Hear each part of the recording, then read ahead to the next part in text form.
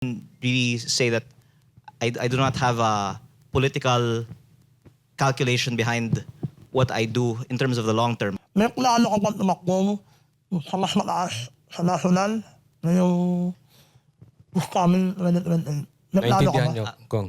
By the way, linawin ko lang, yung mami ko, 2022 na halal. At pwede pang tumakbo ulit sa 2028. Kaya hindi totoo at least yung fact na dahil magre-retiro yung nanay ko. Kaya ako nag-iingay ngayon. So no plan So, sa wala kang national plano. position. Well, that's my first response. My second response is, palagi ko din kinakausap yung nanay ko na dapat sila sa Senado ay maging mas aktibo sa kanilang ginagawa. Pero kaya sila siguro din successful sa kanilang careers kasi nakita nila na there's a benefit to be measured in what they do. So there's pros and cons. But I'm saying that because I do have disagreements in terms of approach with my mom.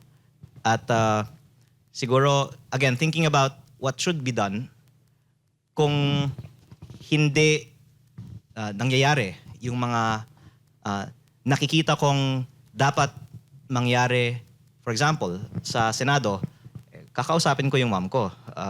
Ano bang dapat mangyari na lang. Pero sa ngayon, I can really say that I do not have a political calculation behind what I do in terms of the long term. Kasi ang gusto ko lang naman magawa is to be as useful and make as much impact as I can at each step and take it one step at a time.